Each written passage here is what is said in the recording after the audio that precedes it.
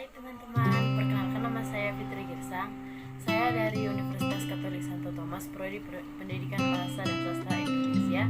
NPM saya 1809213. Video ini saya buat untuk memenuhi tugas saya dari keterampilan membaca 1. Dosen pengampu saya adalah Ibu Liana M.Hu. Baiklah, yang kita bahas dalam video ini yang pertama kalinya yaitu pesan dan amanat. Amanat adalah suatu pesan moral atau nasihat yang disampaikan oleh seseorang kepada orang lain, baik secara langsung maupun melalui suatu karya. Yang kedua itu ciri-ciri dari amanat. Yang pertama, pesan moral dalam suatu karya biasanya disampaikan pada bagian akhir cerita. Kedua, amanat bisa diketahui secara jelas atau eksplisit dalam bentuk seruan, nasihat, peringatan, saran, anjuran, maupun larangan yang berhubungan dengan tema utama suatu cerita. Yang ketiga, amanat bisa disampaikan secara langsung maupun secara tersirat melalui tokoh atau penokohan dalam suatu cerita. Yang keempat, pesan moral yang disampaikan dalam pengarang bertujuan agar pendengar atau penonton mau melakukan sesuai dengan amanat di dalam cerita tersebut. Cara dalam menentukan amanat. Yang pertama itu, amanat berisi saran, ajakan, atau imbauan. Yang kedua, untuk hal-hal yang baik, pembaca diajak atau diimbau untuk melakukannya.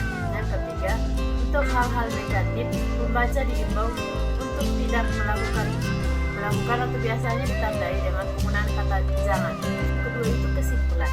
Kesimpulan adalah hal yang paling penting dari suatu wacana, di mana keberadaannya merujuk pada pelajaran ataupun pesan yang ingin disampaikan melalui penjabaran cara. Ciri-ciri dari kesimpulan ini ada 3. Yang pertama, bisa terletak di mana saja pada sebuah bacaan. Kesimpulan ini dapat ditemukan di manapun dari bacaan tersebut. Bisa di kalimat pertama, kalimat di tengah, ataupun di akhir cerita tersebut. Yang kedua, menjadi inti dan pelajaran yang bisa diambil.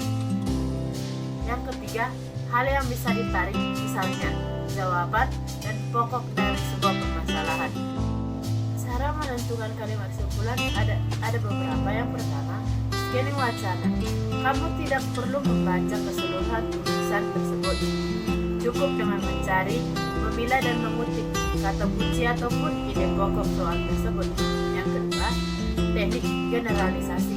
Kesimpulan didapat dari proses penarikan pernyataan secara umum dari kalimat atau data ataupun fakta sebelumnya.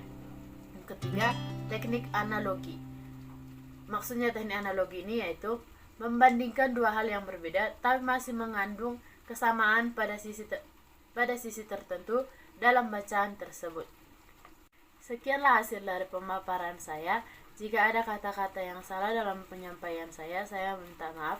Akhir kata dari video ini saya mengucapkan terima kasih.